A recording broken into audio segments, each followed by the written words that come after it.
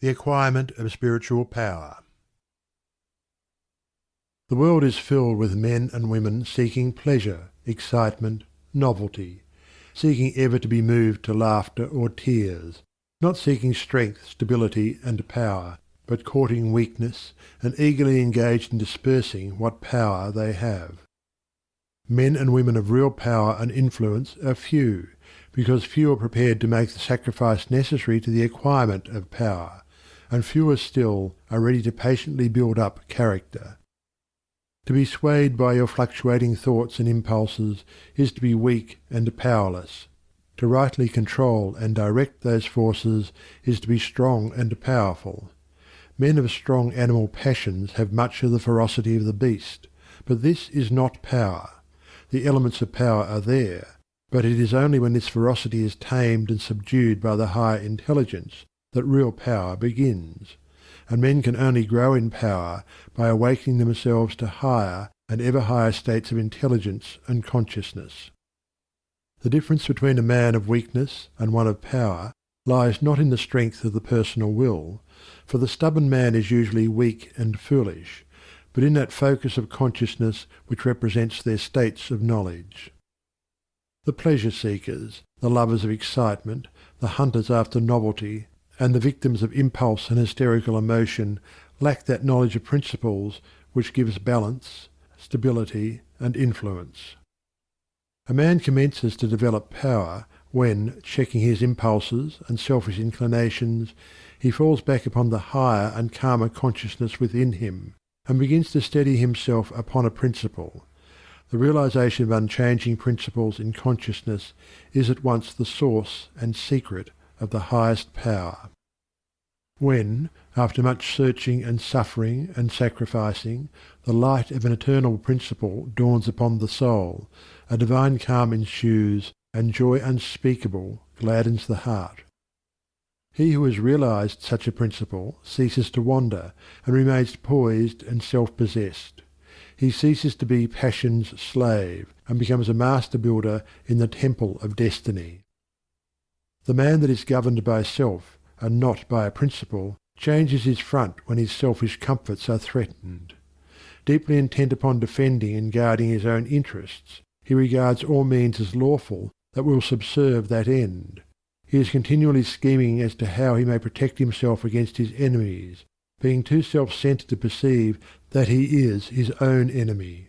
Such a man's work crumbles away, for it is divorced from truth and power. All effort that is grounded upon self perishes. Only that work endures that is built upon an indestructible principle. The man that stands upon a principle is the same calm, dauntless, self-possessed man under all circumstances.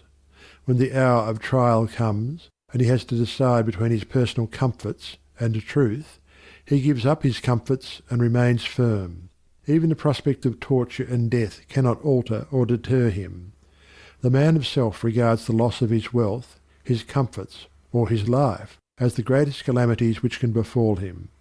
The man of principle looks upon these incidents as comparatively insignificant, and not to be weighed with loss of character, loss of truth.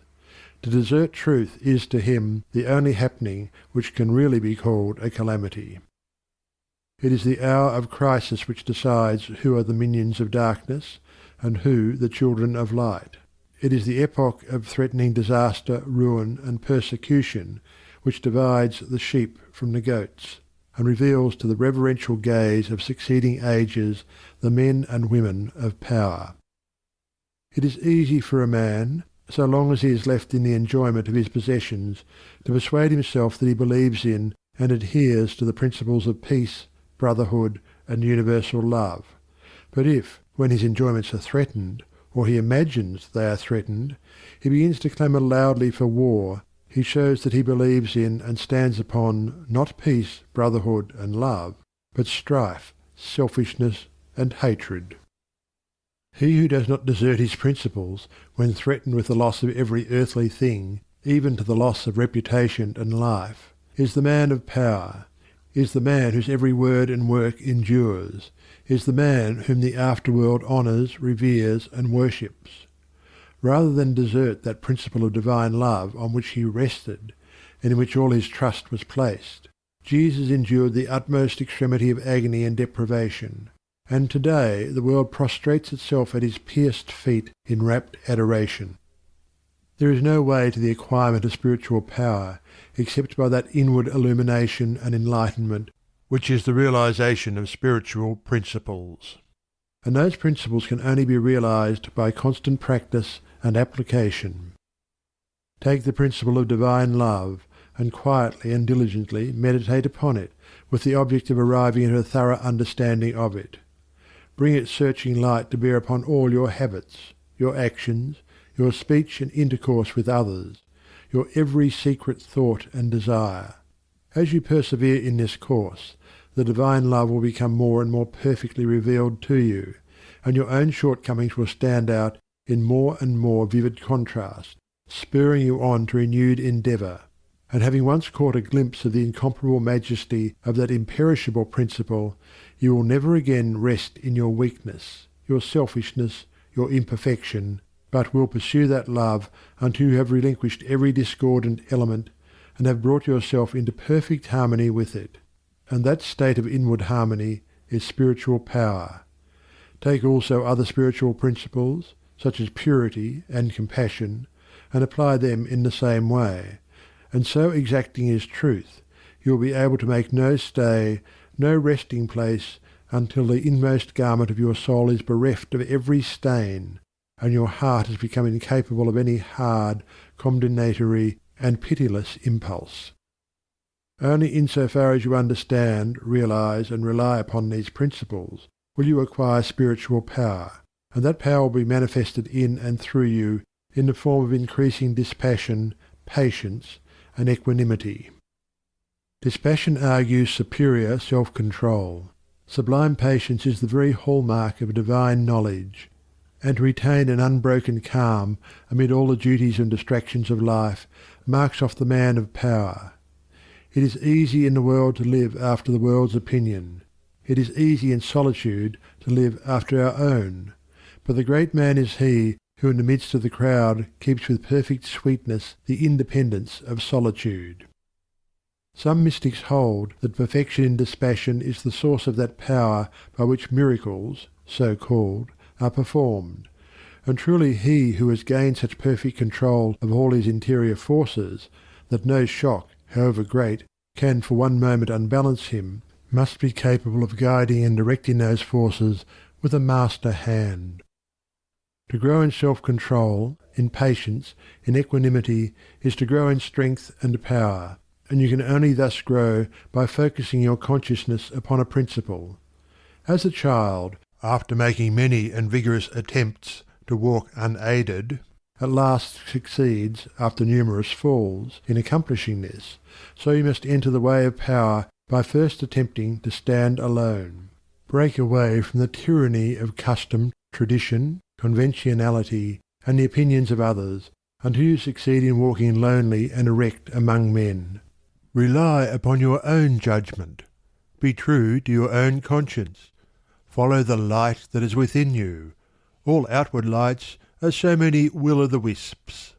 There will be those who will tell you that you are foolish, that your judgment is faulty, that your conscience is all awry, and that the light within you is darkness. But heed them not.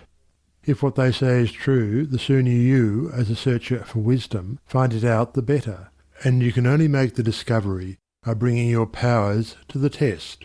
Therefore, pursue your course bravely. Your conscience is at least your own, and to follow it is to be a man. To follow the conscience of another is to be a slave. You will have many falls, will suffer many wounds, will endure many buffetings for a time. But press on in faith, believing that sure and certain victory lies ahead. Search for a rock, a principle, and having found it, cling to it. Get it under your feet and stand erect upon it, until at last, immovably fixed upon it, you succeed in defying the fury of the waves and storms of selfishness. For selfishness, in any and every form, is dissipation, weakness, death. Unselfishness, in its spiritual aspect, is conservation, power, life. As you grow in spiritual life and become established upon principles, you will become as beautiful and as unchangeable as those principles, will taste of the sweetness of their immortal essence, and will realize the eternal and indestructible nature of the God within. No harmful shaft can reach the righteous man, standing erect amid the storms of hate, defying hurt and injury and ban, surrounded by the trembling slaves of fate. Majestic in the strength of silent power, serene he stands, nor changes not, nor turns.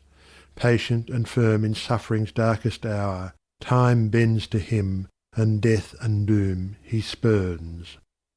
Wrath's lurid lightnings round him play, and hell's deep thunders roll about his head. Yet heeds he not, for him they cannot slay, who stands whence earth and time and space are fled. Sheltered by deathless love, what fear hath he? Armoured in changeless truth, what can he know of loss and gain?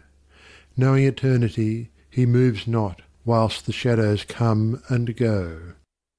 Call him immortal, call him truth and light, and splendour of prophetic majesty, who bideth thus amid the powers of night, clothed with the glory of divinity. End of section 3.